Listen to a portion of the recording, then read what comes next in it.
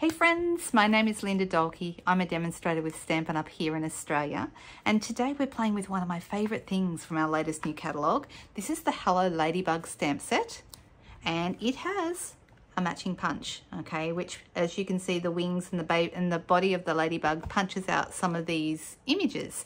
So I'm going to show you some ways to use it that you might not have thought of, give you some tips and tricks, and let's sit back, relax and enjoy this together, and hopefully you'll get more mileage out of this great bundle. So here we go, guys. Today I want to take you through some tips and ideas for using the Hello Ladybug stamp set and the matching punch. So this is the Hello Ladybug bundle.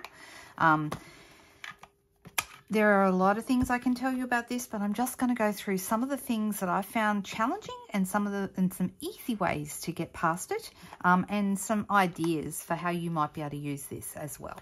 So you'll find this in your new catalogue on page 20. Here it is here. You can see the stamp set here. In Australia, this retails for $32. The punch is $31 by itself, but you can purchase the bundle, the stamps and the punch together, a little bit cheaper, and that's $56.50. So that's a 10% saving if anyone's interested in those. You get the stamps and the punch for $56.50. They've got some really cute samples here. They've just stuck with some really basic colours, yellow, green and red, and just come up with a really cute little group of samples.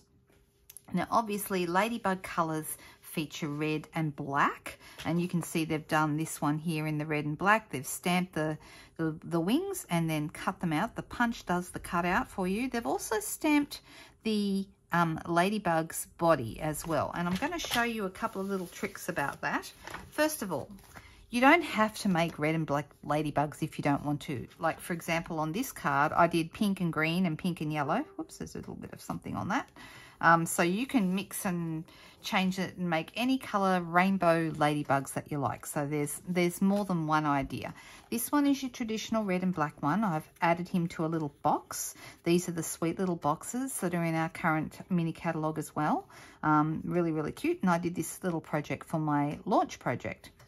Okay, so when you get these out, I find either C or D are the best sizes. You've got the ladybug body, so let's add that to a block. So this is D. It's a little bigger than the D block. The D block is a bit bigger than the stamp, I mean, but I'll use that size today just because it's easy enough. But I probably wouldn't go bigger than that, because if if your block is too big for your stamps, that's when you are more likely to get overstamping or get ink in places that you don't want to. All right, I've got a piece of basic white cardstock here, and what I'm going to do is I'm going to ink this up. Now, I'm going to show you a couple of tips for this. I find, first of all, when you're using photopolymer stamps, which are the clear or acrylic stamps, you really want to have a matte, something a little bit spongy underneath. So paper piercing matte is perfect. Even a mouse pad will give you, that's not as obviously, you know, it doesn't have to be a Stampin' Up product, but something with like a foam or something with a bit of give. Even our silicone mats, even though they're much thinner, they also have a little bit of give and they'll improve your image stamping as well. So let me show you why. First of all, I'm going to veer away from the norm, and we're going to make a green body with this first ladybug because I want to demonstrate something to you. Okay, so this is Granny Apple Green that I'm using here, and first of all I'm going to do it just without the mat. Let's see how that goes. It's not bad, actually, not a bad image. Then we're going to do it with the mat. Whoops, ink it up well. A couple of seconds is good to hold it to make sure you're getting good transfer of ink from the stamp to the paper. Now I want to show you, just even in this little bit, even though this wasn't a bad image, the difference between using a mat underneath and not using a mat. Can you see? I hope you can. Let me see if I'm holding this in the right place. Am I holding it in the right place? Yes, I am.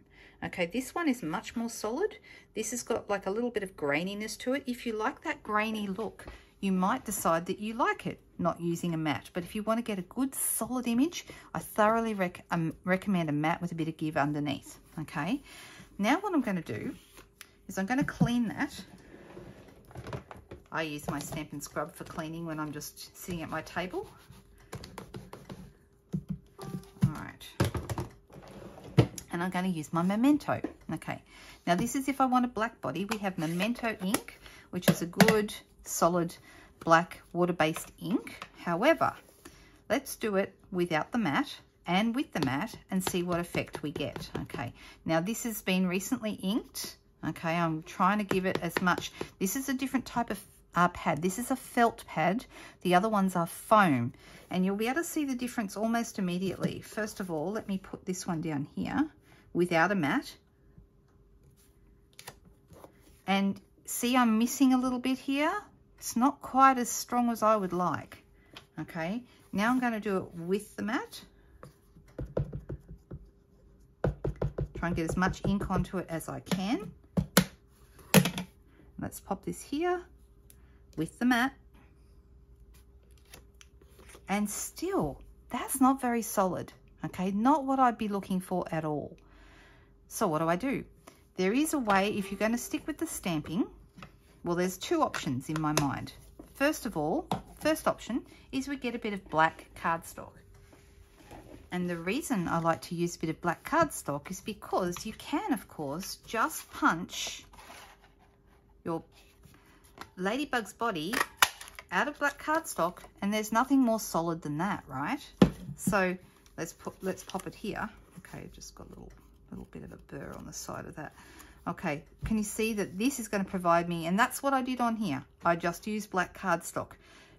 It's good and solid, and I don't have to worry about it. But what if you want the look of the little bit of a gap around it? That's where I would strongly recommend that you use your Stamparatus. If you don't have a Stamparatus, let me demonstrate it for you, because it is a fantastic tool.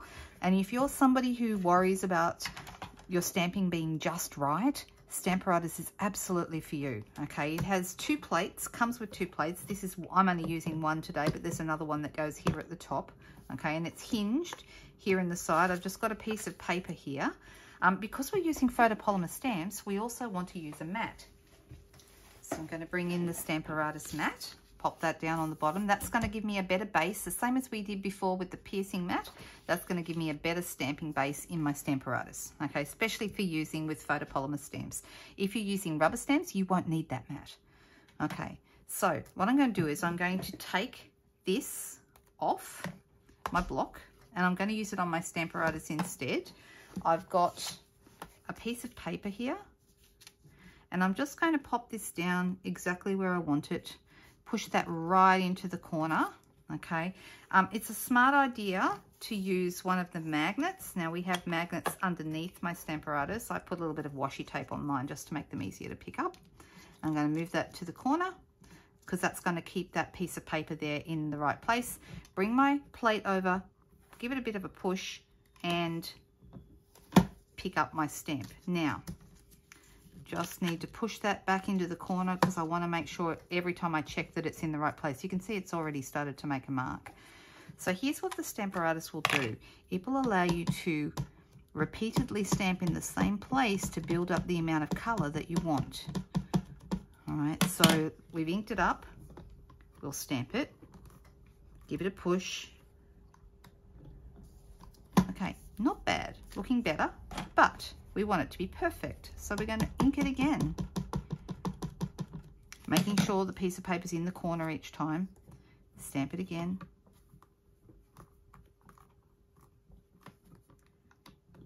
Now we're starting to get a really solid black ladybug. You could do it again if you really wanted to. I'm actually quite happy with that. So I'm going to pull that out. I just realized I stamped it around the wrong way. So let me grab my paper so that we can get close enough to it. So here we go. I'm going to line it up in my ladybug punch. So I've got that little border all the way around now. And now I have the cute little ladybug with the white little border around. Okay, so this looks different. Let's just move this out of the way. from the ladybug that we had before, you can see one's got the little white piece around and one is solid black. Now, if you're in a big hurry, there is nothing wrong with solid black ladybug bodies, okay? Nothing wrong at all, but if you've got the time and you like this extra border, then definitely take the time, use your Stamparatus to get your stamping just right. If you're using it with other colors, like we did before with the green, it doesn't seem to be as big an issue. It's mainly when you're using the felt pad with the Memento ink that you get a kind of a blotchiness to it, and you need to be able to stamp more than once in exactly the same place, and that's what the Stamparatus is going to do for you. Okay, Stamparatus, I'll put the details up on the screen for you. So if you're after one of these, you can get, I just love the fact that you can always re-stamp something and get it exactly right. And if you're someone who that's very important to, then you're going to love this tool. It's great. All right, let's move this out of the way and let's get our ladybugs going again. All right, so I've also got the wings here, and I have another white piece.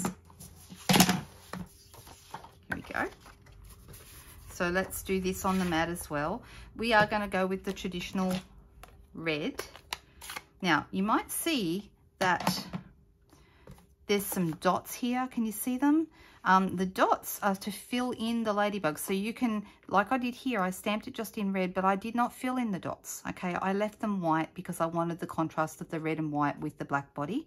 But if you would like the dots to be black, then you can fill them in with this. So let me show you.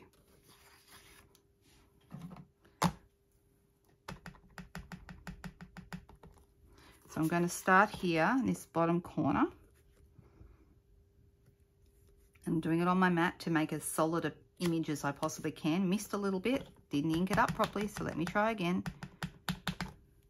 So sometimes you do need to have a couple of goes at it. This one will be better because I inked it up better this time. Okay, perfect. All right, I'm going to do one more, and then we'll look to see the difference between the white and the red and adding dots. Actually, I'm going to add dots a couple of different ways. So I'll show you this. All right. Okay, so I'm not going to worry about this first one because that one I misstamped a little because I didn't ink it up properly. This one I will do because it's perfectly stamped because I inked it up better this time. So that little guy, and then let's do the next one. And you can see I'm working from this side to this side because if I start down here, I'm going to punch the ladybug body as well. Whereas if I work from right to left with the wings and the reverse for the body, then you don't have to worry about punching out your stamping. All right. All right, so we've got these guys. Now let me pull out another block, this one here, and I'm going to grab my little dots. We'll pop them here. I'm just using block B. This is much smaller. Let's go back into my Memento again, and I'm going to ink them up as well as I can. Because it's a smaller image than what we were using with the body, you don't have to worry about using your Stamparatus. This will work just fine. And what we do is we line it up. We can see through the stamp to line up where it should go. And I'm just going to push that down in that spot, hold it for a few seconds to transfer the ink, and then take this off. And now I have cute little black dots that fill in my ladybug wings. Okay. Now I did say a moment ago I'll show you an alternative way to do this. And you can use either the matte black dots or you could use the classic matte dots. We have both in our catalogs right now. They're both current. But the classic black matte dots, these ones have white, vanilla and black. So if you wanted to, you can use your blends and make these any color you like. Or if you're just using the classic, the matte black dots, then they're all black. So you can see there's small ones and bigger ones. I'm just going to use all the same. Well, actually, I might use a couple of sizes. So I'm going to use these to actually add some, I guess you'd say, dimension to your wings. So this is an alternative, and I should be using my take your pick tool. That would make so much more sense. Why am I not doing that? That's better, much easier. and you can use either the pointy end or the chisel end like I'm using right now. And these other 2 dots on the wings are smaller, so I'm going to use my smaller dots for that. So these are really cute to do it this way. So you could use the stamps, or you could use the dots if you like the extra dimension of the dots. Look at that. So there we've got a couple of different ways to use it. And then this is with no color added, just red and white ones, and that looks cute as well. So you've got a few choices there. Okay, then I'm going to give you another idea. This is a little project that I made with my team, and I'm not going to take you right through the whole thing because for my team I did it as a special event, but I am going to show you how I made the bee. Okay, so you can use this Ladybug punch to do a bee as well. There's a couple of different ways, and I saw a US demonstrator called Terry Gaines did one where she used stripy paper and black and white stripes. She cut her bee with black and white stripes, and so the stripes were going across the body, and then she colored in the white stripes with yellow blends markers. I mean, that's brilliant, right? So that's a really cute way to do it. I'm going to show you a different way today. So I've got some Bumblebee, very appropriately named Bumblebee cardstock. This is an in colour, and this colour, Bumblebee, is going to be retired when our new catalogue comes out in May. So if you like this Bumblebee colour, you'll want to go and grab it while it's still around because it's a really good colour. You could, of course, use other yellows. It would look good with Daffodil, which is more of a bright yellow, or Daffodil Delight, or you could use Crush Curry, which is similar to the Bumblebee but stronger. It's a bit darker. This is a more soft colour. So what I'm going to do is I'm going to cut two bees. We're calling them bees now. So let me start over this side. All right, one black one, which you can't see because I put it on the dark colour there, and one yellow one. So we've got one of each, okay? And then I'm going to bring in my trimmer. You could use scissors if you're a really straight cutter, but I don't trust myself to cut that straight with scissors, and I want this to be very straight.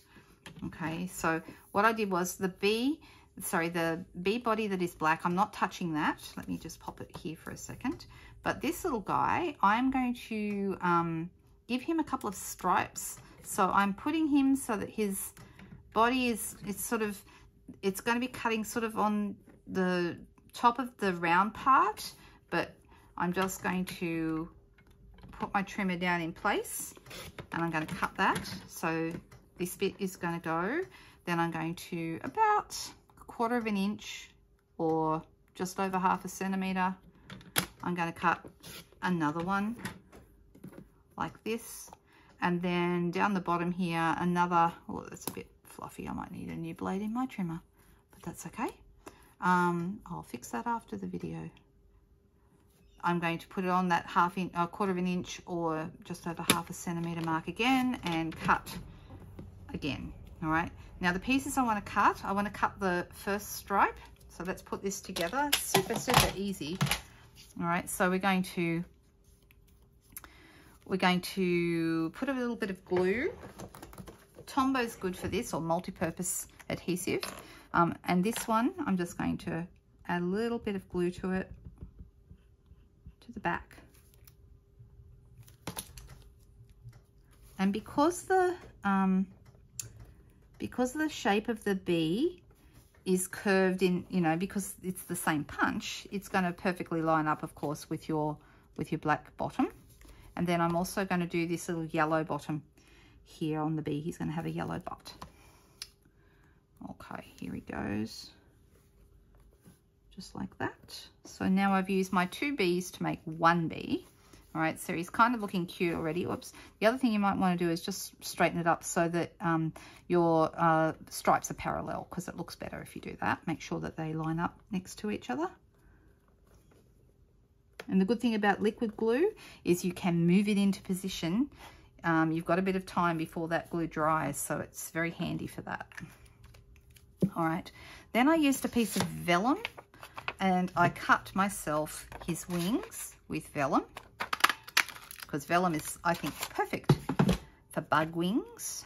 All right, and it's going to go like this.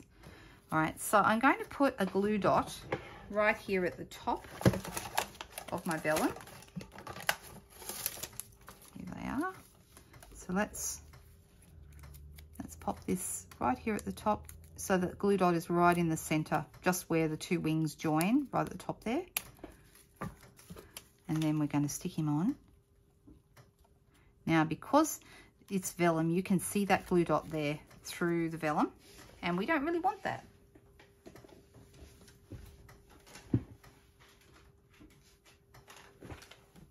So I'm going to grab one of these gilded gems. These are in our annual catalogue and they're fantastic. I use them for all kinds of things. And I'm just going to put that there at the top. So now I have a little bee with a little cute vellum wings. You can lift them up a little bit and make it look like he's flying if you like. Ooh, and if you heard that big noise, we just have thunder outside my window right now. So here we go. This is what we have. Okay, we have a cute little bee. We've got some wings that go on to some other bees with that same. I'll just quickly punch a couple because that's the quickest way to go. All right, so these ones are going to go on here, or this one with the cute little dots. And we've got a couple of bees and bugs and different things. And I love this little saying. This is also from the Hello Ladybug set. It says, "You can bug me anytime," and that's what I used on my box. But isn't that cute? So there you go. You might see a card with these little guys on it a little bit later. On my original box here, I also stamped my leaf here with granny apple green and then cut around it. We don't have a punch for that, unfortunately, but it came out kind of cute. Okay, so I hope you really enjoyed that today. I hope that's given you some tips and ideas of how you can use your ladybug punch to make a whole bunch of different creatures. And I look forward to coming back here. I'll be live Friday nights and Sunday nights. You'll see me live here on my YouTube channel so that you can learn more about your tools and what you can do with them. Have a great day, guys. Bye-bye.